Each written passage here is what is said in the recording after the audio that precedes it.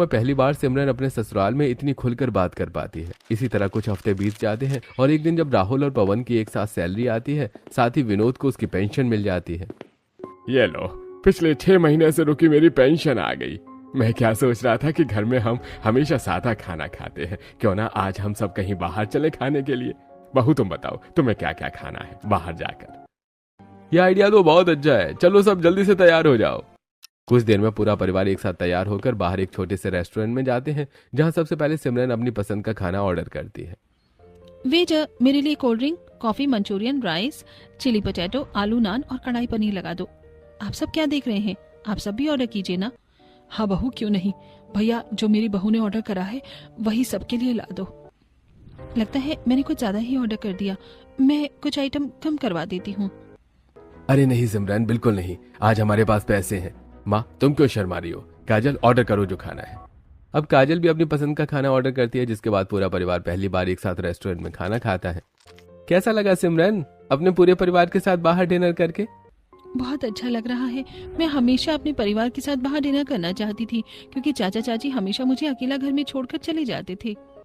सिमरन की बात सुनकर अब सब उसे दिलासा देते हैं और कुछ ही देर में पूरा परिवार घर आता है, जहां देखते हैं कि घर के बाहर सिमरन के पिता खड़े हैं। सिमरन अपने पिता को देखकर तुरंत गले लग जाती है और उसके पिता से कहते हैं, मेरी बच्ची, मैं तेरे लिए विदेश गया था कि तुझे राजकुमारी की तरह पाल सकूं, किसी भी चीज की कमी ना आ सके। पर तेरे उस लालची चाचा चाची ने तेरी शादी गरीब घर में करवा दी और मुझसे झूठ कहा कि तूने खुद अपनी मर्जी से यह शादी की है। तेरा चेहरा देखकर बाद में मुझे पड़ोसियों से पता चला तेरे बारे में, पर तुझे फिक्र करने की जरूरत नहीं है। मैं तेरी दूसरी शादी करवाऊंगा अमीर घर में, तू यहाँ से चल। नहीं पापा, मुझे कहीं नहीं जाना। अमीर घर में चली जाऊंगी तो हमेशा दुखी रहूंगी। मैं उनके नियम फॉलो नहीं कर पाऊंगी और मैं अपने गरीब ससुराल में बहुत खुश हूँ। यहाँ की सूखी दाल रोटी भी मेरे अमीर मायके के खाने से लाख गुना अच्छी है। और आपको पता है, मैं अभी बाहर से डिनर करके आई हूँ। अब आप ही बताओ, मायके का पकवान अच्छा है या ससुराल का? मेरी बेटी कब इतनी बड़ी और समझदार हो गई, मुझे पता ही नहीं चला। मैंने बहुत बड़ी गलती करी तुझे तेरे चाचा चाची के हवाले करके।